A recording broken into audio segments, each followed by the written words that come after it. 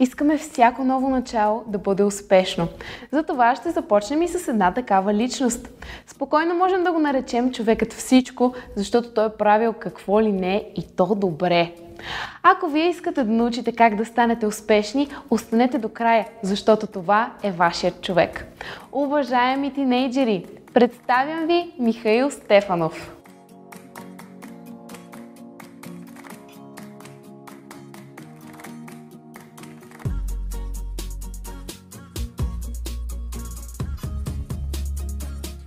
Мишо, Здрасти, Гери! благодаря ти, че прие поканата ни, въпреки натоварения си график. И за теб се говори не само, че обичаш предизвикателствата, но и даже си първият човек, на когото хората биха се обадили за разрешаване на проблем. Как се става такъв човек, който не се страхува от препятствията и знае как да преминава през тях успешно? Кой ти е казал, че ще ми се обади, ако има проблем? Той не ми каза. Добре, окей. Аз от много малък много обичам човешките същества. И човек, като обича човешките същества, гледа да са добре.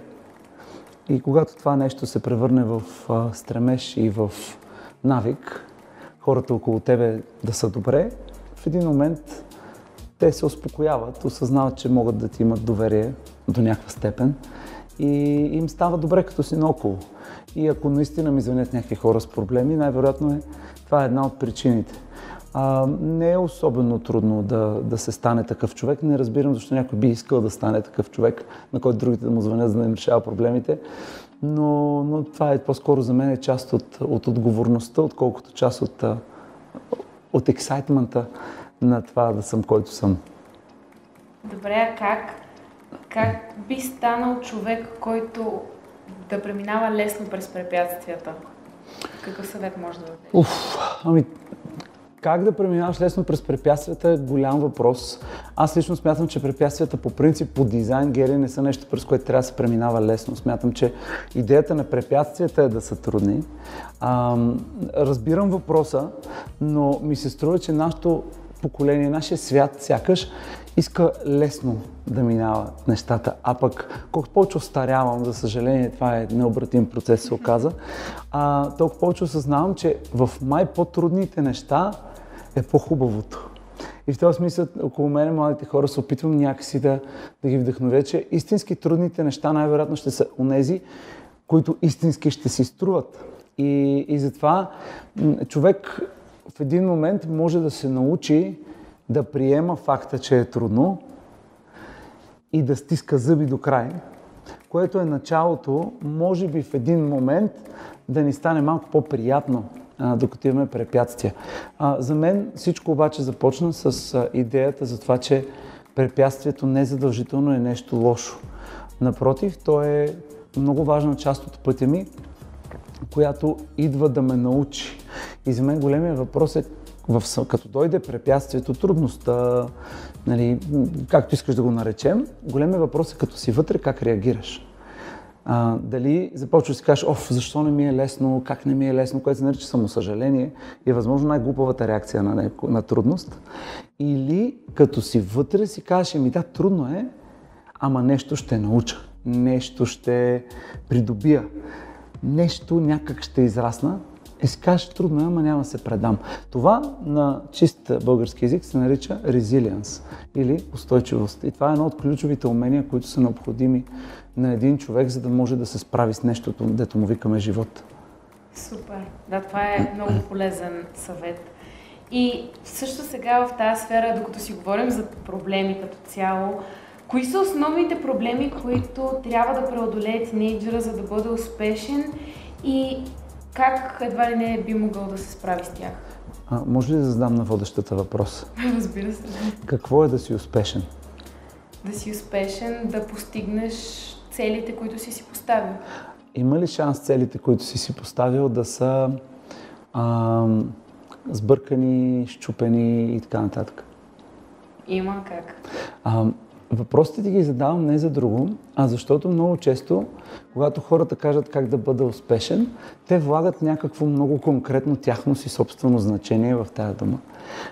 И в този смисъл аз не мога да кажа на всички хора по света как да бъдат успешни в тяхното си значение. Нали разбираш? Мисля, идва някой на 15, той смята, че да си успешен означава да имаш да имаш 1 милион фолуъра в Instagram или в TikTok или там каквото е. Нали? Това е супер successful си значи. На него не мога да му дам отговор какво се изисква, за да е успешен, просто не знам. Но за мен затова е много по-важно да си задаваме първи въпрос. Какво значи да съм успешен? Каква е моята дефиниция за успех? И защо?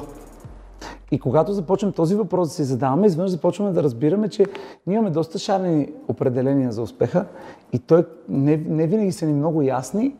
И доста често, ако се позамислим малко по-дълбоко, ще разберем всъщност това, което си представяме като успех, всъщност е пълен бълвоч и няма нищо общо с реалния успех.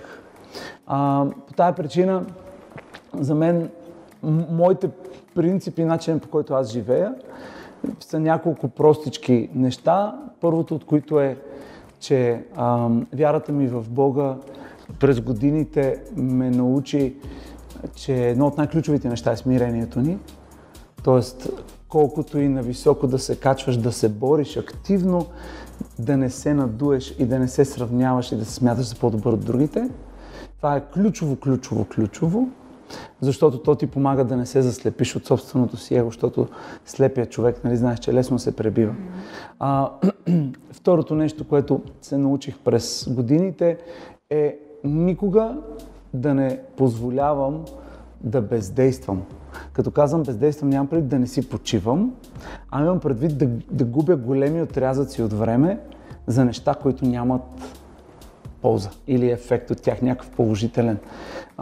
И всъщност това, което и аз като по-млад съм правил и виждам и днешните младежи и тинейджери, те пилеят стотици часове на година в неща, които после като теглиш чертата, на практика не съществуват. Само като се замислиш на една приятелка на дъщеря ми, баща й дава стотици левове, за да си купува тя в една игра, такава някакъв ап на телефона, да си купува атрибутчета. Мечове, роклички.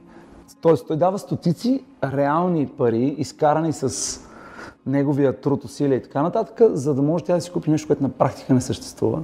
И тя прекарва там много часове на ден. И ти като израснеш в един момент и боравиш с най-ценния ресурс не са ти парите, най-ценният ресурс е времето, защото времето е много прецакан ресурс. Много къс, никога не знаеш кога свършва точно и никога не се връща. Пари можеш да изкараш пак. Часовете, минутите, никога не можеш да ги върнеш. И всъщност за това да си смирен и това да избираш в какво инвестираш времето си, защото то е най-ценният ресурс, който разполагаш, може би са две от нещата, които за мен лично са много високи приоритети. Напълно съм съгласна. И това с препратката за истинските левове и всъщност неистинските неща, айтеми, които тя си купува, е много добра препратка. И едно от нещата, с които ти всъщност се занимаваш, е да бъдеш консултант на топ менеджери от големи компании. Какво съветваш с тях, което всеки тинейджър трябва да знае? Истината е, че ако всеки тинейджър знаеше това, аз нямаше да имам работа после с топ менеджерите. Така че в известен смисъл съм щастлив, че тинейджерите не знаят това, за да мога аз да имам работа. Но топ менеджерите са нормални хора, просто са хора с повече опит, с повече ресурси, с повече отговорности. И в този смисъл, като всички нормални хора, те по някой път имат чупки и изчупвания и пречки в комуникацията си. И това, което аз правя най-често е да им помагам да ги преодоляват тия неща. Например, ти си менеджер, ръководиш екип от 30 души и в този екип има един човек, който много те дразни. Случва се това също в един клас, имаш 25 човека и вътре има един, който много те дразни. Докато си в клас, можеш да го игнорираш. Когато обаче си му менеджер, вече не можеш. Всъщност това, което се променя като завършиш училище, е, че нещата, които в училище си можел да кажеш, всъщност изведнъж те удрят в лицето и ти вече има ситуации, в които нямаш избор. Не можеш да го игнорираш, не можеш да го уволниш, защото не става толкова лесно. И на всичкото отгоре този човек започва с начина, по който се държи на срещи, да те предизвиква, започва да наговаря другите, за да може да ти правят напук. И такива някакви неща, но го прави по такъв начин, че ти не можеш директно да го обвиниш. Какво правиш? Такива ситуации се опитвам да решавам с менеджерите и да им помагам да си развиват ключови умения, като това да могат да слушат, да разбират, като умения свързани с мисленето, критично мислене, креативно мислене, умения свързани с начина, по който формулират изреченията си, дори обясняват, комуникират послания, такива някакви неща. Но иначе, ако едно нещо трябва да кажа на тинейджерите, в момента, в който, колкото по-рано осъзнаем, че ние не сме единствени на света и че света не се върти около нас и започнем да обръщаме истинско, автентично внимание на хората около нас, живота ни рязко ще се подобри като качество и като взаимоотношение. Да, така е. Това е много, много хубав съвет. И като човек, който вярва в потенциала на тинейджерите, как би довършил изречението? Ако ти си тинейджър, който иска да извършва велики дела, многоточие. Откажи се от тая мисъл. Преди 2 години аз ходя на палатки, карам кану и поне по 10 дена, 2 седмици гледаме да изкараме с семейството ми на място без ток и вода, високо в някоя планина, за да можем да спрем. И една сутрин гледах изгрева над боровете. Ние ходим на един висок язовир в Родопите и си мислех така, точно за това. Какво ме очаква? Някакси до този момент бях живял с усещането, че ме очакват много велики работи, Гери. Такова, всяко нещо, което постигах, беше просто стъпало към още по-велики неща. И седях, мислех си за тая работа, изведнъж ме осени една идея, ама така силно ме осени. Направо все едно Бог ме посети и ми каза, че това не е вярно.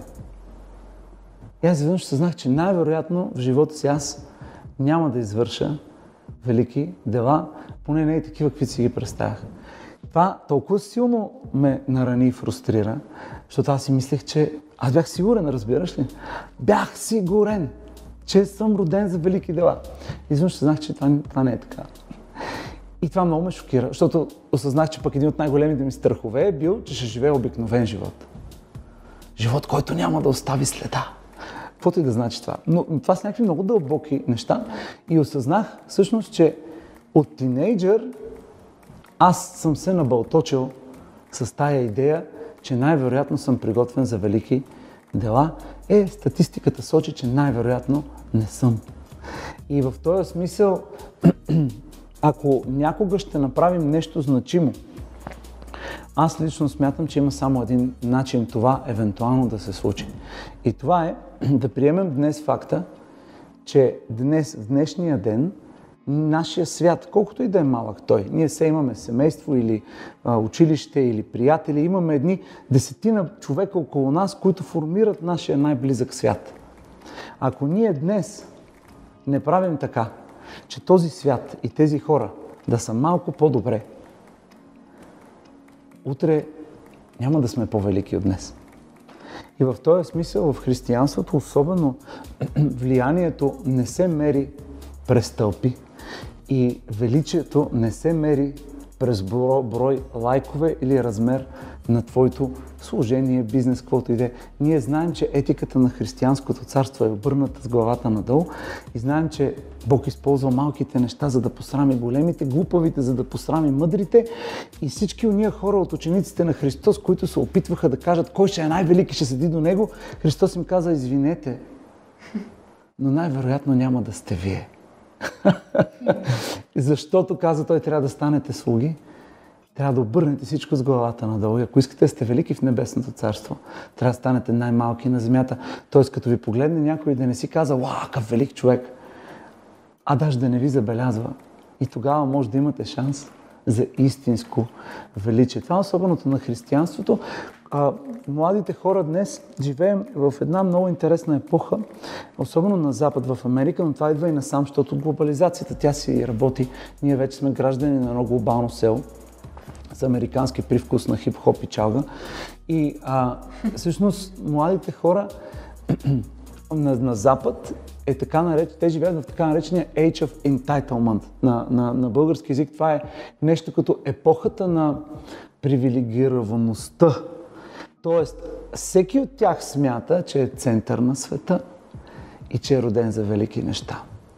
А никой от тях на практика не е.